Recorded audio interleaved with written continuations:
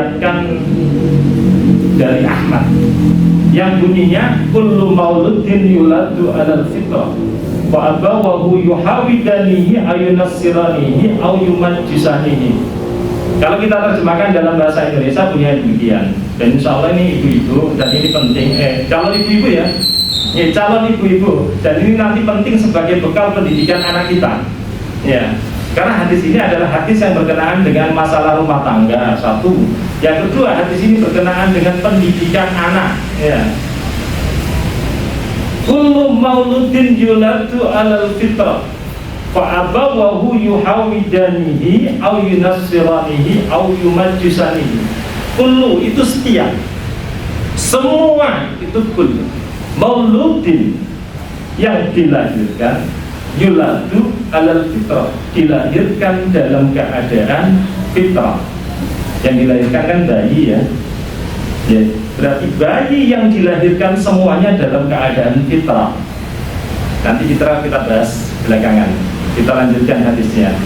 Fa abawahu, kedua orang tuanya, yuhawidanihi, yang menjadikan bayi tersebut menjadi seorang Yahudi, au yunassiranihi, atau menjadi orang Nasrani, au yumajjisanihi, atau menjadi orang-orang Majusi.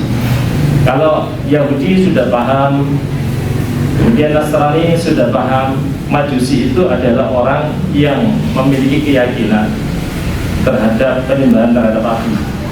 Jadi yang disembah itu api. Nah, yang menjadikan anak itu Yahudi, Nasrani, atau Majusi itu orang tuanya. Nah, kembali kepada kata fitrah tadi. Fitrah itu apa sih? Nah, sekarang mari kita baca di dalam Al-Quran. Bawa Al-Quran semua. Al-Quran digitalnya itu dibuka. Nah, saya khawatir kalau Al-Quran digital. Kenapa? Kadang di kamar mandi. Bagaimana hukumnya nanti itu? Ya, kita buka di dalam surat Asy-Syams. Insya Allah hafal semua ya. Terdapat dalam juz Amma ini surat Asy-Syams pada ayat yang ke-7. Pada ayat ke-7 Allah berfirman, a'udzubillahi minasyaitonirrajim, wa nafsi wa ma sawwaha fa alhamaha fujuraha wa taqwaha qad aflaha man zakkaha wa qad khaba man dassaha. Itu ayat yang menjelaskan tentang yang disebut dengan fitrah. Di situ pada ayat-ayat sebelumnya, ayat 1 sampai 6, Allah itu bersumpah wasyamsi wa duhaha, demi matahari dan sinarnya pada pagi hari. Demi yang disebut di situ artinya adalah qasam, wawu qasam. Maknanya apa? Allah itu bersumpah. Jadi Allah itu boleh bersumpah atas nama makhluk itu. Demi matahari, demi bumi, demi bulan, demi bintang, itu Allah boleh. Tapi kalau manusia seperti kita tidak diperkenankan untuk bersumpah dengan menggunakan nama makhluk. Jadi kalau kita bersumpah demi Allah, wallahi, demi Allah, tallahi, demi Allah, atau biasanya kita billahi, demi Allah. Nah, jadi ini hadirin mbak-mbak yang berbahagia, itu Allah bersumpah dengan nama-nama makhluk itu. Bumi itu kan makhluk, meskipun kata menurut kita bumi itu tidak hidup ya. Yang disebut sebagai makhluk hidup itu hewan dan tumbuhan. Itu ilmu alat yang kita dapatkan ketika kita sekolah. Padahal menurut Islam mereka juga makhluk dan juga hidup. Ada dialog antara Allah dengan bumi itu. Kemudian pada ayat yang ke-7 langsung, wa nafsi wa ma sawwaha, dan demi jiwa. Wa ma sawwaha, ketika jiwa itu ya selesai atau sempurna diciptakan oleh Allah. Jadi Allah bersumpah dengan nama jiwa.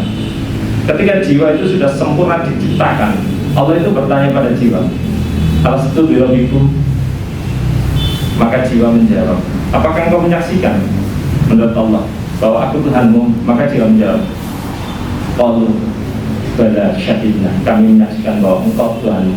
Jadi ketika jiwa itu pertama kali diciptakan, itu sudah dalam kondisi fitrah. Fitrah diartikan suci bersih. Sampean itu semuanya dulu itu suci bersih. Ketika lahir tidak ada noda sama sekali. Bahkan dalam hadis Bukhari itu dijelaskan bahwa yang namanya bayi yang dilahirkan itu ibaratnya kain putih yang bersih, tanpa noda, tanpa cat sama sekali. Bersih. Nah kemudian jamaah yang berbahagia, falhamaha fujuraha wa taqwaha. Di samping bersih, di dalam jiwa itu diberikan yang namanya fitrah, itu kemampuan atau potensi untuk membedakan mana yang benar, mana yang salah. Dalam jiwa kita itu tidak bisa berbohong ketika kita melakukan sesuatu yang salah, melakukan sesuatu yang buruk. Coba begini, ada HP tertinggal. Sebagian orang mungkin mengatakan rezeki. Kenapa? Menemukan HP. Padahal kalau kita tanyakan, kembalikan pada fitrah kita masing-masing, ketika ada barang tertinggal, ada barang jatuh, ada uang hilang, maka pasti ada pemiliknya. Ketika kita tanya, diambil enggak? Ambil enggak? Maka fitrah itu akan mengatakan, ambil tapi amankan, umumkan, cari siapa yang memiliki. Nah, maka itu sudah ada fa'alhamaha fujuraha wa taqwaha. Dan kami ilhamkan pada jiwa itu, pertama fujur itu fajir kalau orangnya. Fajir itu adalah orang yang buruk. Jadi kita diilhamkan di dalam dada kita itu sesuatu yang buruk. Maksudnya apa? Tahu itu buruk. Bukan berarti kita menjadi orang yang buruk, tidak. Kita tahu itu buruk. Dada itu tidak bisa membohongi diri kita. Yang kedua, falhamaha fujuraha wa taqwaha, dan diilhamkan di dalam diri kita itu sifat takwa. Takwa itu yang benar. Maka tahu ini benar. Tinggal mana yang lebih kuat, fujurnya atau takwanya. Kalau fujurnya kuat, qad aflaha man zakkaha, maka beruntunglah orang-orang yang mensucikan jiwa itu. Nanti kita bisa tafsirkan orang yang mensucikan jiwa itu terdapat di dalam surat Al-Mu'minun pada ayat 1 dan seterusnya. Silakan dibaca itu. Beruntung orang-orang yang mensucikan jiwanya itu beruntung. Sebaliknya hadirin yang berbahagia, wa qad khaba man dassaha, maka sungguh rugi orang yang mengotorinya. Berarti kalau kita tarik kesimpulan, yang namanya jiwa itu bisa tetap bersih, bisa kotor. Lantas pertanyaannya, bagaimana jiwa itu bisa bersih? Kalau kita punya mobil baru, apa yang kita lakukan setiap hari agar mobil itu tetap kelihatan kinclong? Dibersihkan kan? Kalau kotor dicuci. Kalau dicuci sendiri takut rusak, maka kita bawa ke tempat pencucian, dicuci salju, disemprot, maka bersih. Pada kolong-kolongnya dibersihkan. Tidak lupa kita sebagai pemilik juga melakukan servis secara berkala sehingga mobil itu tetap bersih. Sama dengan hati kita. Hati kita perlu dibersihkan, hati kita perlu diservis sehingga hati itu tetap menjadi bersih. Ini pertama. Yang kedua, lantas bagaimana hati itu bisa menjadi kotor? Nah, ini pertanyaan serius itu. Hati bisa kotor. Tadi disebutkan fa'abawahu yuhawidanihi ayunassiranihi ayumajisani. Bapak-bapak kita, orang tua kita yang menjadikan kita. Maknanya apa? Ada pengaruh. Pengaruh dari luar yang menjadikan hati kita itu menjadi kotor. Pengaruh-pengaruh ini harus kita kenali. Dari orang tua apa yang dapat mempengaruhi kita? Pertama, pendidikan kita yang kita peroleh dari orang tua. Jadi nanti kalau mbak-mbaknya ini sudah berumah tangga atau mas-masnya sudah berumah tangga, mikir betul itu. Pendidikan yang terbaik yang harus saya berikan kepada anak kita. Zamannya sudah modern ini. Anak SMP sekarang bawa motor. Saya guru SMP, MTS ya. Anaknya setiap hari bawa motor. Khawatir orang tua. Orang tuanya kadang juga nggak khawatir, kita yang gurunya khawatir. Ketika kecelakaan orang tuanya santai, kita yang nyari. Nah, belum lagi kecanggihan teknologi HP. Anak sekarang tidak pegang HP. Apa kata dunia? Minta kepada orang tuanya. Di dalam HP itu berkumpul yang namanya fujuraha wa taqwaha. Benar apa salah? Kumpul di dalam hatiku. Fujuraha wa taqwaha itu ada di dalam HP ini. Kalau kita dominan sifat takwa, maka ketika dibuka HP ini keluar thread takwa, ada Quran digitalnya, kemudian ternyata ada tafsir Ibnu Katsir, kemudian ada aplikasi hadis, ada murattal dan lain sebagainya. Tapi ketika fujurnya yang dominan, ketika dibuka, waduh, saya tidak tahu aplikasinya apa ya, maka itu dominan di dalamnya. Ibaratnya pisau, tergantung kita. HP itu kita gunakan untuk apa, tergantung kita masing-masing. Baik, ini maka kita harus mengetahui apa yang bisa mengotori jiwa. Yang kedua, pertama pendidikan. Yang kedua makanan.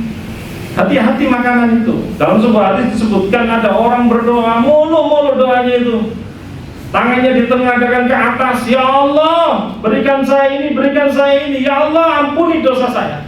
Ternyata Allah tidak mengabulkan. Kenapa tidak dikabulkan oleh Allah Subhanahu wa Ta'ala? Sahabat bertanya, kenapa wahai Rasulullah? Padahal Allah sudah berfirman, ud'uni astajib lakum, berdoalah kepadaku, niscaya akan aku kabulkan. Ternyata satu di antara sekian yang menghalangi doa kita kepada Allah adalah yang kita makan, kemudian yang kita gunakan. Maknanya apa? Makanan yang masuk ke dalam diri kita itu harus halal. Jangan sampai tercampur sesuatu yang subhat, apalagi haram. Maka itu akan menghalangi doa kita. Subhat itu samar-samar, ini halal atau haram ini. Kalau ada seperti itu ya, mending kita hindari. Yang subhat itu kita hindari. Ini halal atau haram. Ketika kita tidak tahu hukumnya, kita tidak makan itu. Jangan kemudian kita menghalalkan sesuatu yang haram, kemudian mengharamkan sesuatu yang halal. Ada itu. Coba ketika dekat dengan pemilu 2024, ada bagi-bagi ya, bagi-bagi. Orang menyebutnya sebagai serangan fajar. Maka ketika kita tanya ini halal apa haram, coba dijawab halal apa haram. Ditampani apa enggak ini? Kalau tidak ditampani eman, tampani aja. Dianggap sedekah, enggak bisa. Yang namanya suap selamanya tetap akan menjadi suap. Maka nggak heran, maka yang terjadi adalah pilihan-pilihan kita adalah mereka-mereka yang menurut kita itu tidak kompeten, mereka yang mementingkan dirinya sendiri, mereka yang korupsi dan lain sebagainya itu. Kenapa? Kita bisa dibeli dengan hanya 25.000, 50.000, 75, 100. Maka kita akan mencoblos mereka. Ada anjuran ini, terima uangnya dan jangan coblos orangnya. Ini juga tidak benar.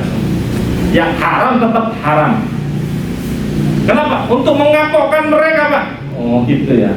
Kalau kapok bagaimana? Ya banyak mereka yang kemudian nyalon nggak jadi kapok itu. Kalau kapok saja nggak masalah. Banyak diantara mereka kemudian bepergian berobat, salah satunya ke daerah Sumber Porong. Tahu Sumber Porong ya? Sumber Porong itu kalau kita lewat ke Malang ya, kita Malang sampai Lawang, disambut di Lawang itu ya. Kalau kita ke Malang, maka kita disambut melalui pintu yang namanya Lawang itu. Kalau kita ke Banyuwangi, kita lewatnya Genteng ya. Jadi lebih sopan ke Malang daripada ke Banyuwangi karena lewat Genteng itu. Nah, di Lawang itu ada jembatan. Kita tengok ke kiri, ada pemandangan yang indah, gunung-gunung itu. Daerah rumah sakit jiwanya di sana. Kalau kita lewat tol lebih dekat lagi tuh, kelihatan. Kenapa? Mereka yang tidak mencalonkan diri kemudian tidak terpilih, banyak yang stres. Kan berarti gila stres, kemudian dirawat di sana. Sudah terlanjur keluar banyak, kemudian tidak terpilih. Maka langkah aman bagi kita, nggak usah nyalon gitu-gitulah. Uang 200 juta buka konter HP, insya Allah banyak yang beli. 200 juta bisa kita gunakan beli sawah, gak apa-apa, semacul di sawah. Yang penting rezeki kita halal. Kita bayangkan 200 juta, uangnya di mana? Belum ada kok ini. Nah, hadirin yang berbahagia, mbak-mbak sekalian, mas-mas sekalian yang dimuliakan Allah, itu. Yang kedua ya tadi ya, makanan yang masuk dalam diri kita. Yang kedua, makanan, pakaian yang kita gunakan, ini sumbernya juga harus sama, sesuatu yang halal, bukan sesuatu yang haram. Nah, pakaian itu berdoa tidak diterima oleh Allah lantaran apa? Pakaiannya haram. Ada pakaian yang haram? Ada.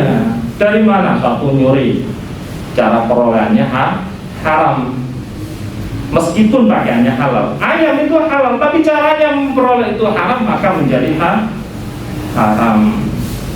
Pencuri. Yang kedua, hasil sokoan itu tidak boleh itu.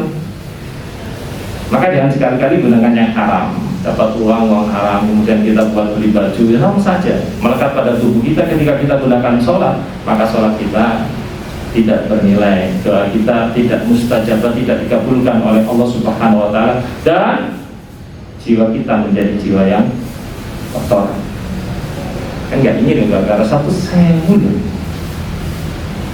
Jadi kalau ada yang membagikan seperti itu, tolak, nggak usah kasihkan yang lain.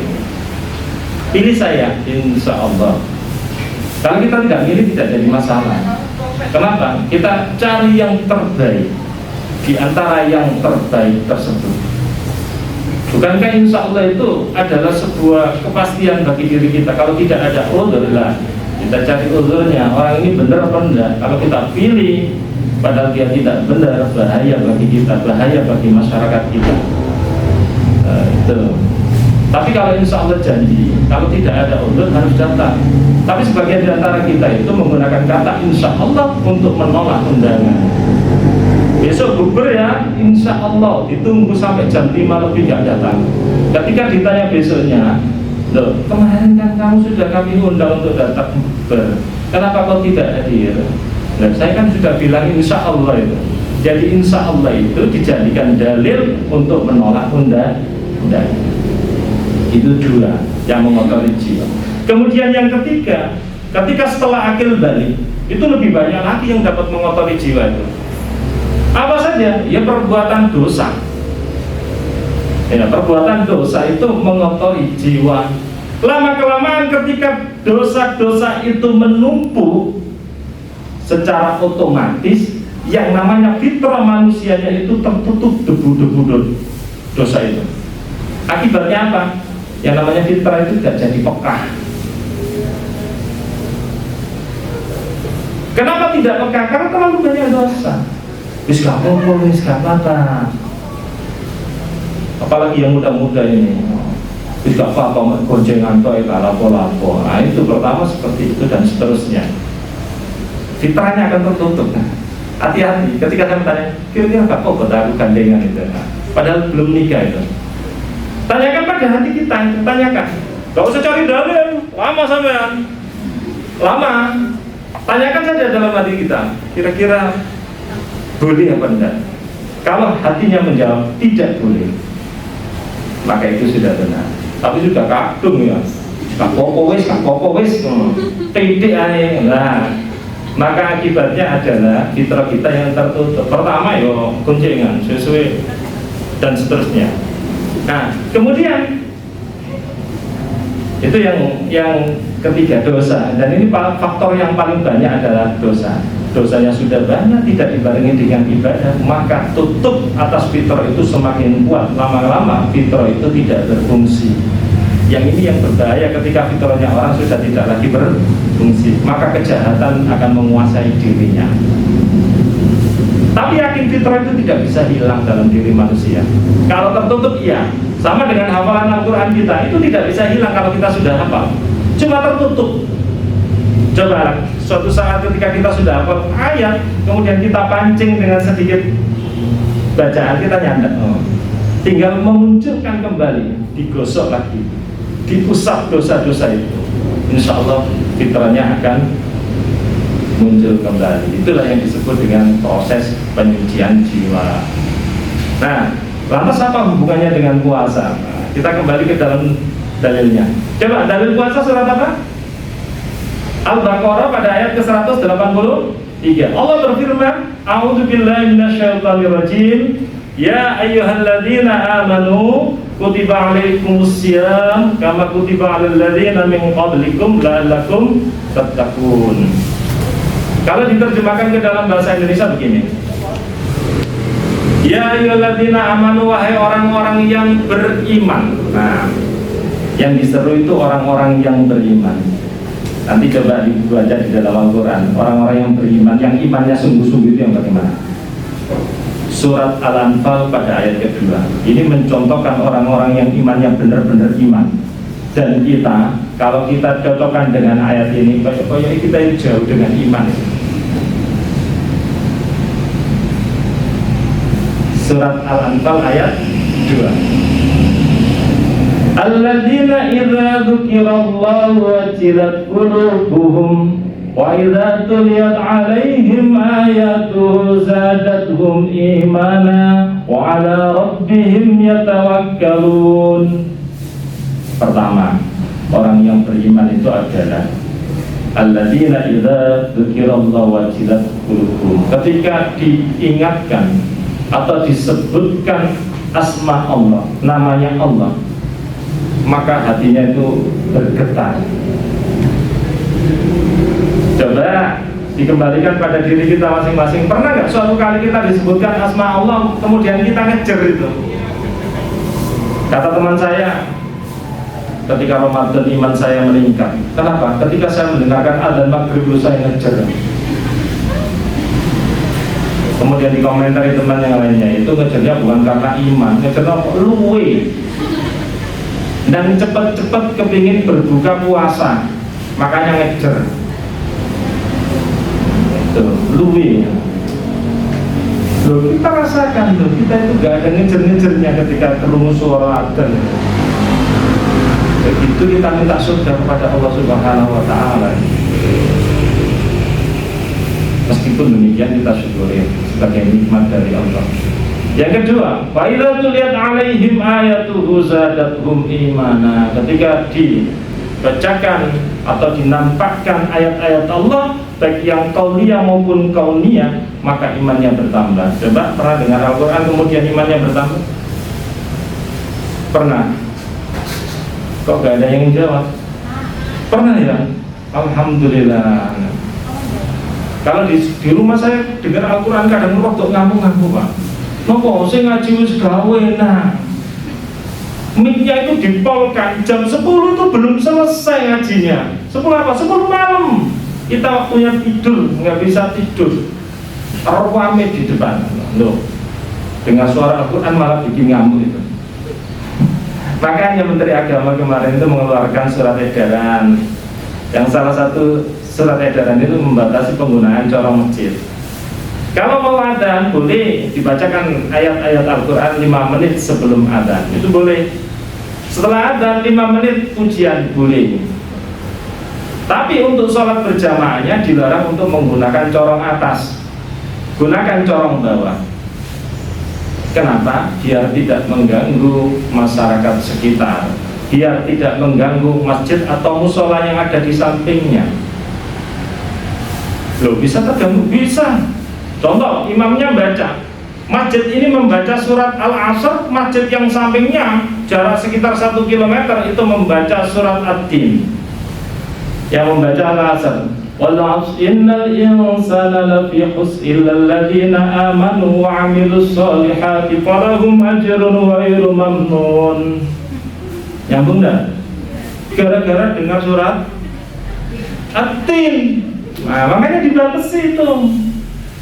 Tidak boleh menggunakan corongan atas. Ini sudah benar. Sayang masyarakat kita wis kadung biasa. Maka ketika ada sesuatu yang baru itu kemudian komentar, ngamuk dan lain sebagainya. Medsos setiap hari nyeneni Menteri Agama.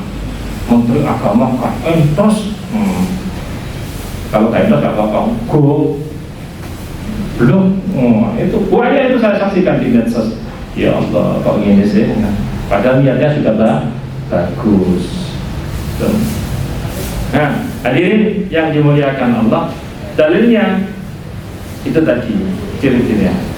Kemudian alladzina idza dzukirallahu wajilat qulubuhum wa idza tuliyat 'alaihim ayatuhu zadatuhum imana wa 'ala rabbihim yatawakkalun. Orang iman itu tawakalnya hanya kepada Allah. Tawakal itu menyerahkan dirinya kepada Allah Subhanahu wa Ta'ala. Saya nengok jam, kuatirnya nanti 14, materinya tidak tuntas. Nah, itu nanti dibaca sendiri lanjutannya. Satunya adalah yunfikuna, infak. Baik. Kemudian bagaimana puasa bisa mencucikan jiwa? Ini. Kalau kita kembali kepada puasa, mungkin sudah dikaji sebelumnya, yang kita kaji kembali sedikit pengertian dari puasa. Puasa itu kalau kita artikan secara bahasa itu adalah asyam ya. Asyam atau as-shaum maknanya al-imsak. Pernah dengar kata imsak? Katanya imsak dan catatan. Kalau imsak itu boleh nggak kita makan? Boleh atau tidak? Ada yang boleh? Ada yang tidak? Boleh ya? Boleh. Kalau imsak itu boleh. Padahal puasa itu artinya imsak, wis menahan. Di Indonesia itu salah kaprah. Imsak yang sejati, imsak yang sebenarnya itu bukan waktu 10 menit sebelum adzan subuh. Jadi imsak yang benar itu ketika adzan subuh itu al-imsak, terbit fajar. Terbit fajarnya itu subuh itu sudah dilarang, sudah harus menahan. Tapi kenapa kok muncul demikian? Itu digunakan sebagai peringatan supaya kita diantara kaum muslim itu tahu, oh ternyata subuh itu sebentar lagi. Kalau kita makan maka percepat makannya, kalau kita minum maka percepat minumnya. Jangan sampai ketika kita adzan kita belum selesai makan sahur. Tapi kok kenapa pakai istilah imsak, nggak pakai istilah yang lain? Kalau sudah kadung biarkan saja. Itu namanya salah kaprah. Nah, itu menahan diri dari makan, dari minum, dari, mohon maaf, sudah ada yang berumah tangga, hubungan suami istri, itu puasa. Mulai dari terbit fajar sampai terbenam matahari. Kalau dulu bahasanya ketika sudah bisa membedakan antara benang putih dan benang hitam, maka ada sahabat itu ketika puasa itu pegang dua benang ini. Ketika sudah nampak putih dan hitam, itu sudah mulai puasa ini. Nah, itu terbit fajar sampai terbenam matahari. Sekarang dijelaskan yang maksudnya sudah nampak perbedaan benang putih dan benang hitam itu adalah waktu terbit fajar. Kita nggak pernah nginceng terbit fajar itu. Kenapa? Sudah ada jam. Kita gunakan jam itu sebagai patokan kita. Ini. Tapi puasa yang bagaimana yang bisa mensucikan jiwa? Ini yang jadi pertanyaan kita. Puasa yang bagaimana? Apa puasa yang seperti itu? Tidak. Ternyata menurut Imam Al-Ghazali yang namanya puasa itu dibagi menjadi 3. Poso kemana dibagi 3 ini? Yang saya tahu dulu waktu kecil ada poso beduk.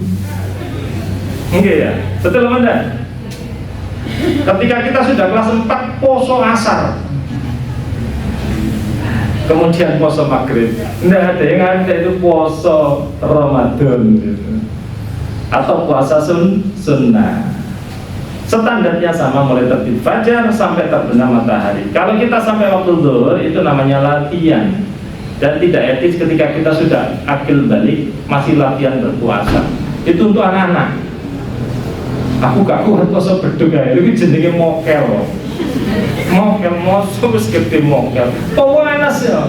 Mungkin insya Allah kabeh merasa panas, nggak ada yang merasa kedinginan ketika panas itu. Kecuali ruangannya ber-AC. Ketika kita tahu asbabul wurud, asbabul nuzul ayat ini, Rasulullah Muhammad SAW turunnya ayat perintah untuk berpuasa itu ketika Rasul berada di gurun pasir Badar. Ada apa? Rasulullah Muhammad SAW sedang berperang. Perang di gurun pasir, panas. Rasul itu diperintahkan untuk melaksanakan puasa. Coba dibayangkan panasnya seperti apa? Panas mana Rasulullah Muhammad dan para sahabat dengan kita? Ya panasan Rasul. Nah, makanya kita tidak bisa mengeluh.